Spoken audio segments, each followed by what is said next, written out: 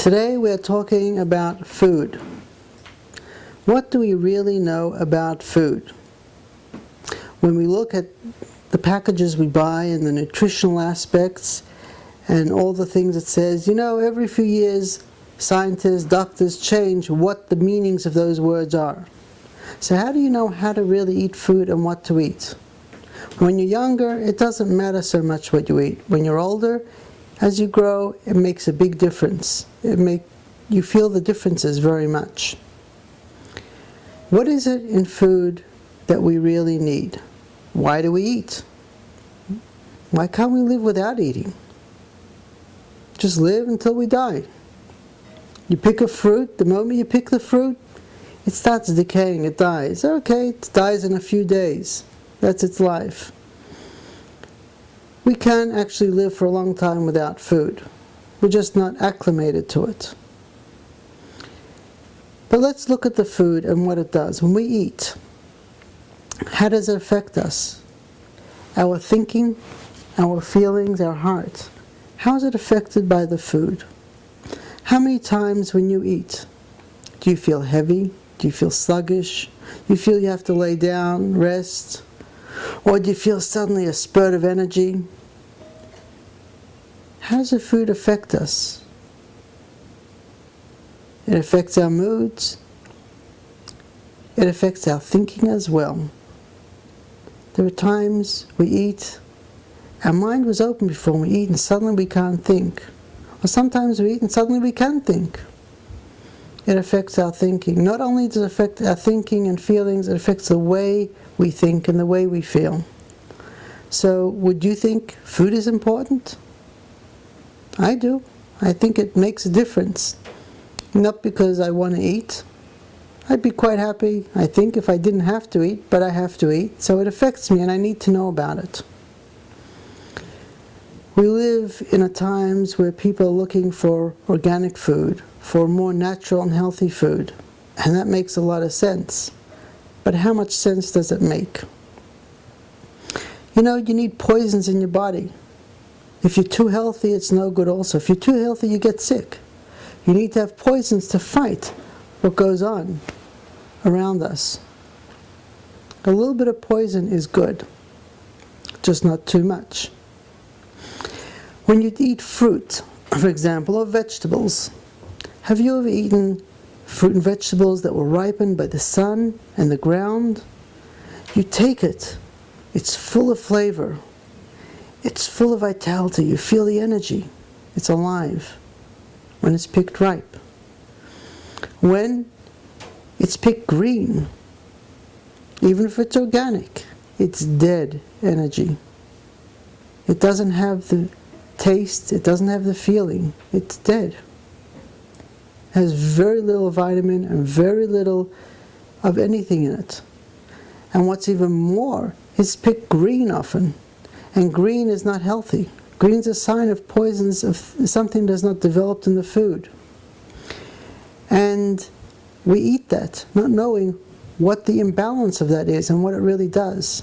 And in fact, we eat a lot of fruits and vegetables that are picked green, and we never feel full. We eat a lot more than we should. If it's normal, ripened on a tree, picked ripe, you can eat one apple and it's fine. If it's one fruit or vegetable, and it's fine. If you eat it when it was picked green, then one is not enough. You have to eat 2 or 3. You're never satisfied. It doesn't fill you up properly. In addition to that, you know about medications. And medications are usually extracts of plants. Now these extracts of plants, which people are given for things to help different things, are actually poisonous. And so therefore they mix the medication with things for people to have. But most of the medications that are given out have very many dangerous side effects, which you have to research. And these side effects is not something that the general community wants to talk about too much. But if you go back to the plant and look at the plants, in the plants themselves, these poisons are balanced. If you eat the plant, you eat the flower, you eat the fruit, the extract in the plant is not poisonous. It's only poisonous when you extract it on its own. In the plant, there is a natural balance that God has put into everything. It's not poisonous there. It's only when you extract it. And that's why it has a lot of side effects. So going back to the food we eat. As children, we're given foods. These foods force us to relate to the physical world in order to survive. One of the reasons we eat food, and we have to eat food, is because we are human beings. We have minds, we have whatever purpose or reason we're here, we have a mind to think, do things, and change things. But because of our mind, because of our intellectualism, we get lost. So God said, I'm going to make sure that people connect with something that does not have a mind that gets lost, that just listens to nature and creation. And one of the reasons we ingest food, we have to eat food, is because we get an energy of connection with the Creator that's not distorted by an intellectual mind. And when we understand this, we look at food differently. We respect it differently. It's not something to abuse, something to use, it's something to respect. You don't pick it green. You don't spray it. You look for natural ways to repel bugs and things. And there are many different natural ways it can be done. There are many ways of doing things. Each place has its food.